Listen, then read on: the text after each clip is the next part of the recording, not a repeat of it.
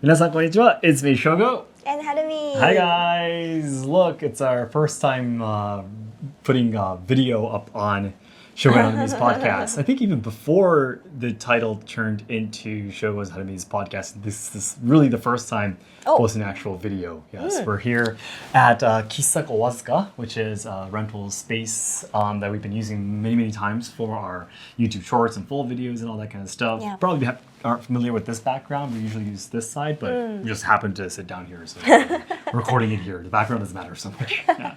So we're here. We were renting the place for a couple of hours today too to film some videos, some YouTube shorts and such. And we already have been filming. It's almost 4, so about 3 hours now, I think. Yes, I'm actually super exhausted. It's not midnight. As you can see, it's still bright outside. It's still around 4 p.m., but I'm already almost falling asleep, to be honest. Yeah, I gotta be careful. As I explained to you guys before, our mother-in-law is actually here to help us out, and when our mother-in-law is here to help, it's amazing because we were able to come here, take videos. I mean, our son is being taken care of by his grandmother right now, so we have the free time to actually come here and do this kind of stuff together. But unfortunately, because we can work so much, we tend to forget to rest. Yes. And yeah, I've been feeling this kind of tiredness. Yes, ever since I went over the weekend. Yes, every weekend I hold the online lessons with Six Sensei, and especially on Sundays it's from 9 to 1 a.m. 9 p.m. to 1 a.m. in the morning. On Saturdays 10:30 to 1 a.m. Yes, on Fridays too until midnight. So I do all these lessons at night, and of course during the day I'm working. Yeah, taking care of the kids and doing housework and all that kind of stuff too. So yeah, and if I don't get enough rest on Mondays, then I can't kind of reset myself. If that makes sense. I'm just gonna be dragging along the tiredness the whole week. So I really need to kind of at some point I really need to rest up. But I'm like, it's a waste of time. My mother-in-law's here.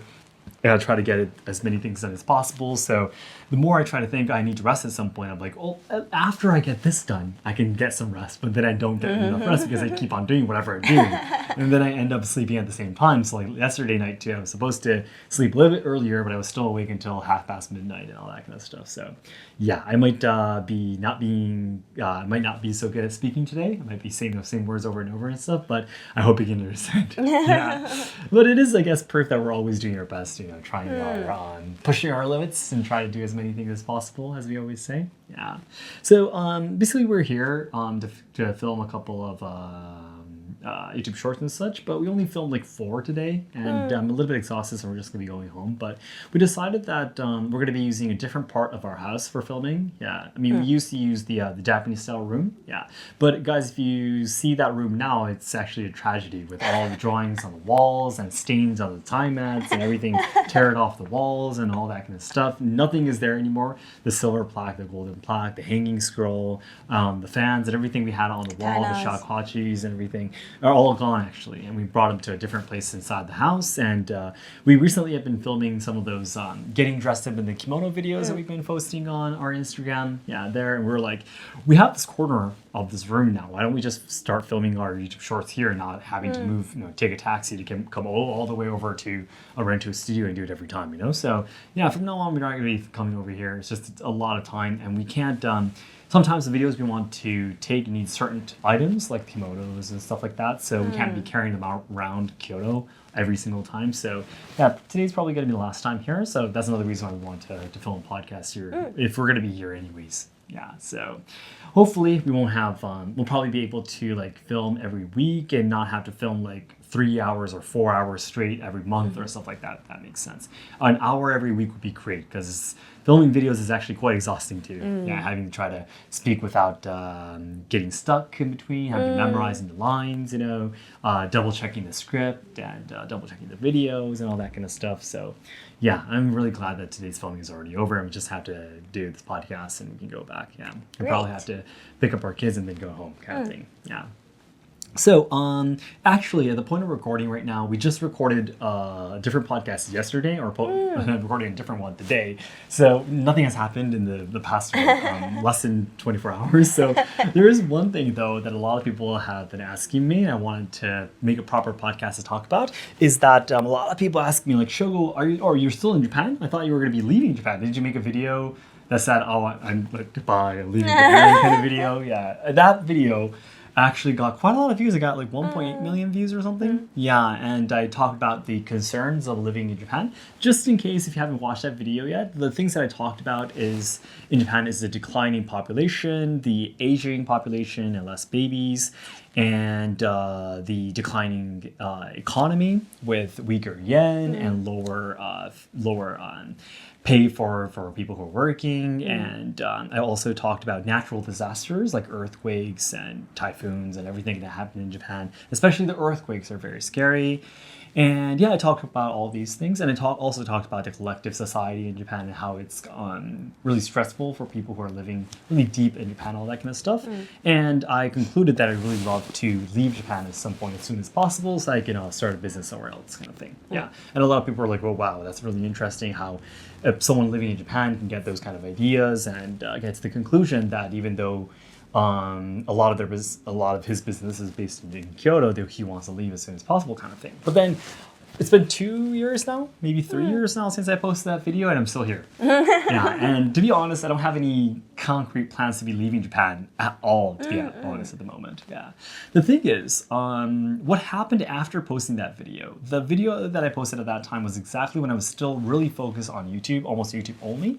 And everything that I'm doing right now, for example, related to Sensei and Asayama Ichiden Ryu, like Let's Have Sensei and all the lessons, everything that I have created on my own in the tourism ministry in Kyoto, all of those haven't happened yet, yes.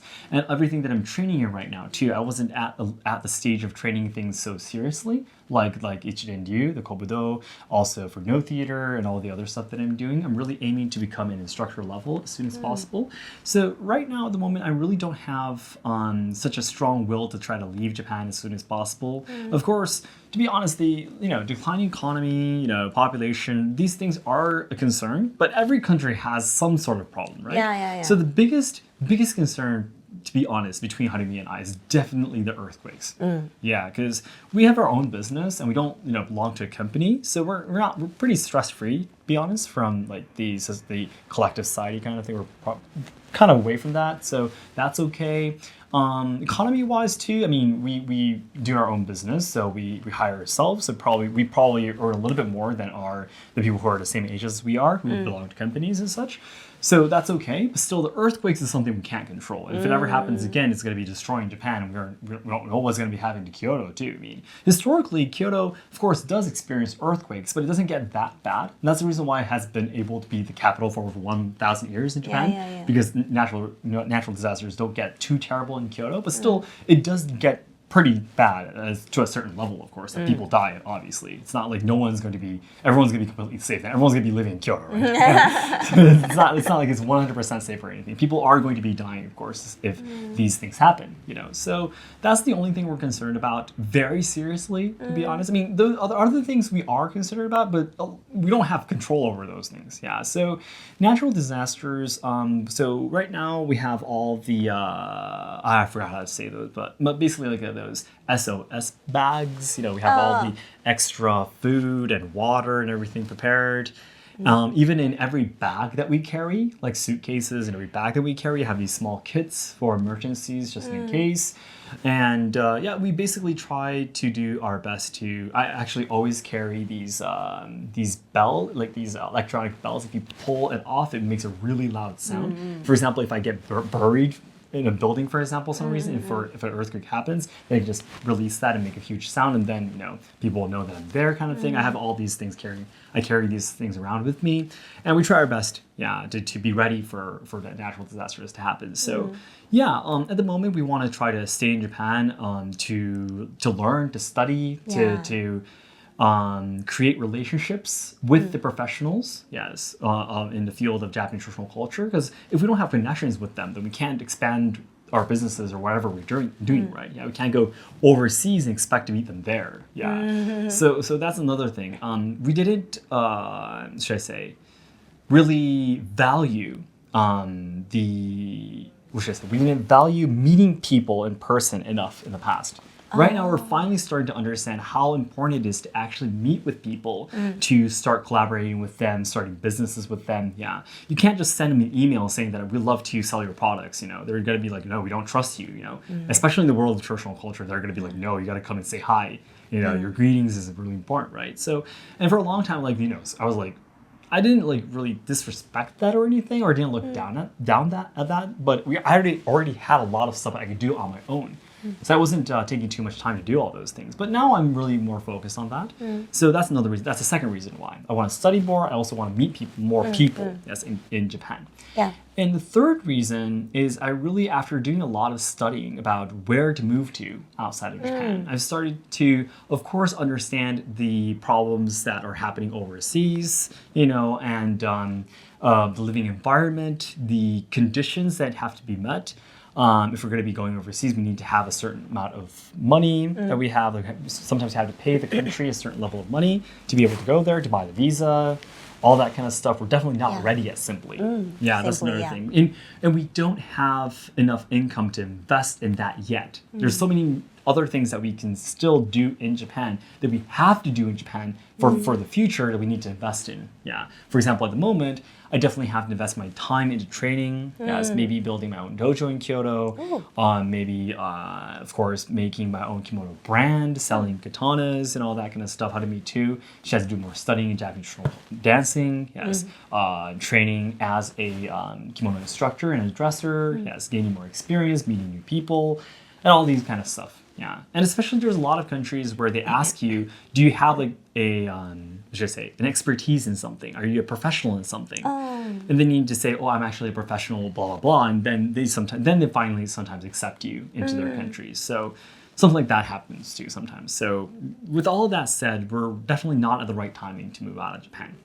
Maybe when all of our kids are older, they're older than 20 after they graduate university, we're actually still going to be in our late 40s when that happens. We're not even 50 yet. So, it's pretty crazy to think about it that way, that all of our kids are going to be out of our house, going to college, or maybe they might start working, I don't know, but they're going to be, not living with us anymore if they're older than 18. So, when that happens, we're still 40. I'm going to be still 48 or something. I don't know, maybe something around there. Yeah. So Harumi's still in her 40s too. So maybe it might be after that when we finally start properly being able to create a branch or something overseas. But still, our headquarters, if that makes sense, is going to be in Japan probably. Our thoughts have changed a lot, and especially because, a fourth reason, if I can add. Yes, a fourth reason would be there have been so many people asking me that they would want to live in Japan. So another thing that I'm really hoping to do very soon in the future is that I want to support people who are going to be coming to Japan so they can live here. Yeah, especially the people who are willing to dedicate their lives to traditional culture in Japan. Right now, at the moment, for example, who wants to train in Asayama Ichiden Ryu with 6 sensei in person? Yeah. Maybe it might be the people who want to learn how to make katanas and genshosha. Maybe if I'm able to provide them a job, and a title in a company, they'll be able to get a working visa and stay here, right? So I might be able to assist with that. But if I'm not living in Japan, I can't do that, right? Exactly. So I'm pretty sure if I start connecting with more people and I get to do more businesses and projects with other senseis and instructors and craftsmen and all that kind of stuff, there's going to be more and more people who are like, oh, it'd be great if I can start learning how to do that, or it'd be great if I can live in Japan so I can continue training in that, and so on and so forth. So I'm really thinking of, I'm talking about a lot of different stuff, but on cultural visas, I've heard that some people can come to Japan for like a year or so with cultural visas, for example, training in certain martial arts. Let's say like I'm here in Japan to train in Asayama Ichiden Ryu for a year, please give me a cultural visa and then you get to stay in Japan kind of thing. So I'm really hoping that in the very near future, Asayama Ichiden Ryu could actually do that. Maybe have like... That would be great. 1 or 2 slots for people every 1 or 2 years, and they're going to have to go through a very rigorous, of course, it's not an exam, but like a procedure to check if that person is really the right person for this program. But for example, they need to be at a certain DAR rank in online lessons. Maybe they have to take an interview. Maybe they have to take a test. Or they need to, of course, do all these things. And if they pass, they might be one of the people who might be able to come to Japan with a cultural visa and live in Japan to train in Asayama Ichiden Ryu. We might be doing something like that. I'm sure you guys listen to this. Some of you who are interested in Asayama Ichiden Ryu might be super excited to hear this. But yes, it's on our list of things that we want to do.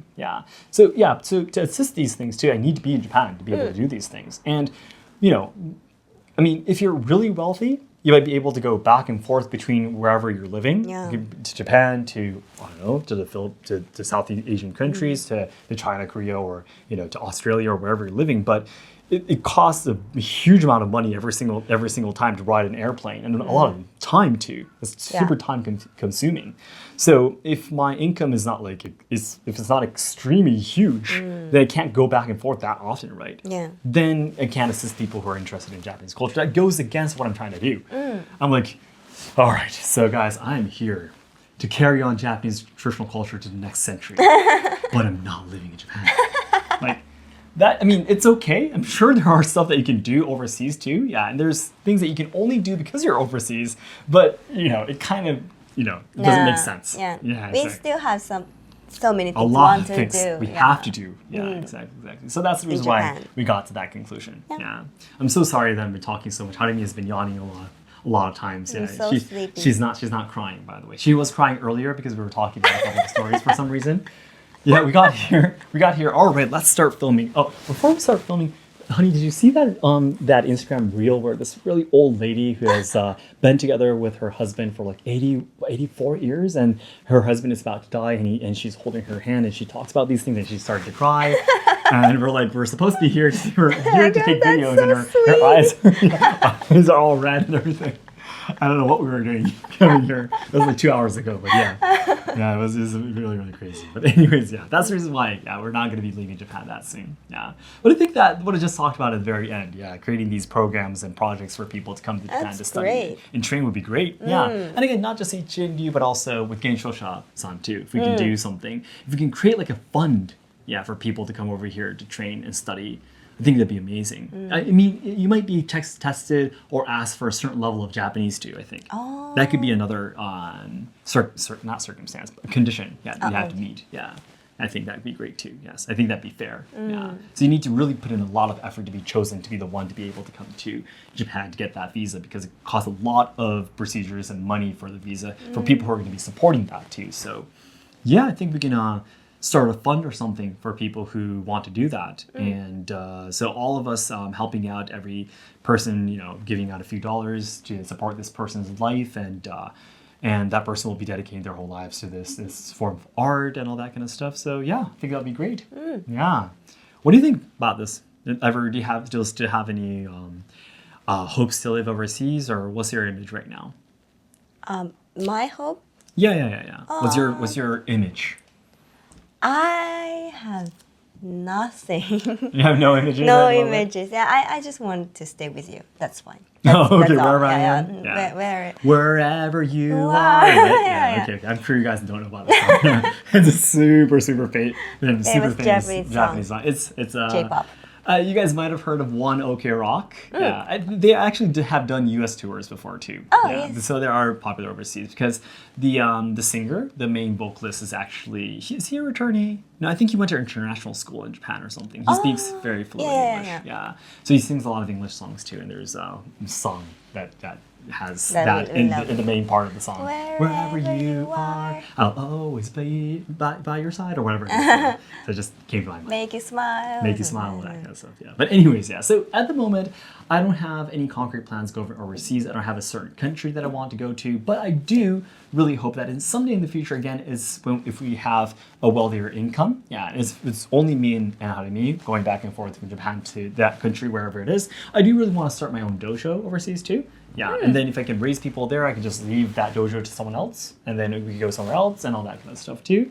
So that could be a dream come true. Like if we start doing that when I am 50, let's say from 50 to when I'm still 55, so I can build a dojo in a certain place, and by then I'll probably have a student who is good enough to carry on the dojo, so I'll just let him do the dojo and move to a different place and start another dojo. From 55 to 60, I might make another dojo somewhere else, and then just keep on going to different places and building dojos of Asayama Ichiden Ryu. Then we can have students all over the world. So that'd be cool too. That could be a dream but once our footwork is a little bit lighter though, when we still have kids and we have to worry about their future, all that kind of stuff, that's definitely not going to be something we can easily do, to be honest. And once they grow up, that's my way of parenting, if that makes sense. Yes, once they are 18 or older, at an age where they're able to go to college, I'm like just gonna be letting them go and just do whatever they want to. Yes, make your mistakes, take the risks and do crazy stuff. I did a lot of crazy stuff when I was young too. Yeah, drinking like hell for a couple of days straight,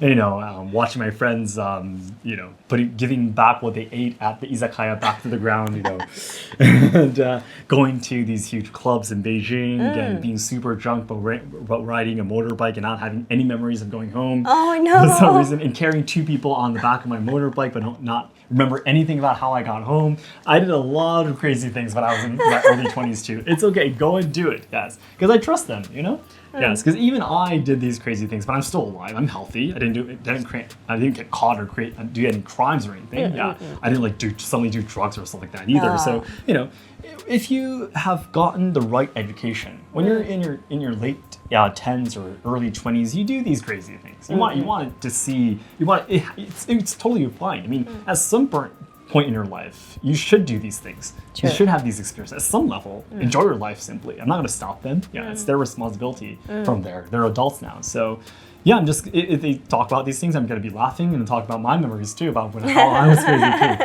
Yeah, and I still trust them. They're not going to go across a certain borderline, if that makes sense.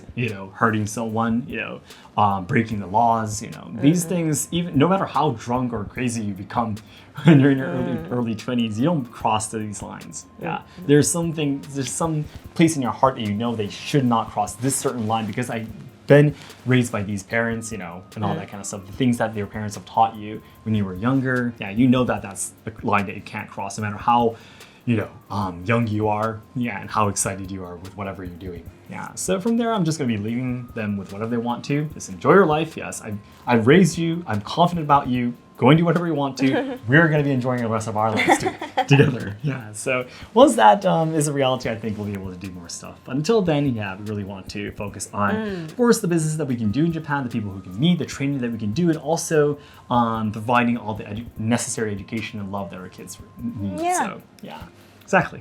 So we don't have any plans of leaving Japan that soon. Yeah, especially in the next, 10 years? Maybe even 20 years, we might not be leaving. So, So I'll let you know, though. We'll keep you updated. I'm not even sure if a podcast or YouTube exists in the next 20 years, but we'll see. We'll definitely try to keep in touch as much as possible, though. Yes. All right.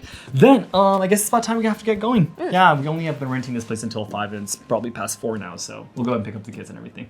All right, guys. Thank you so much for listening. We'll talk to you again in the next podcast then. Bye-bye, guys. Bye.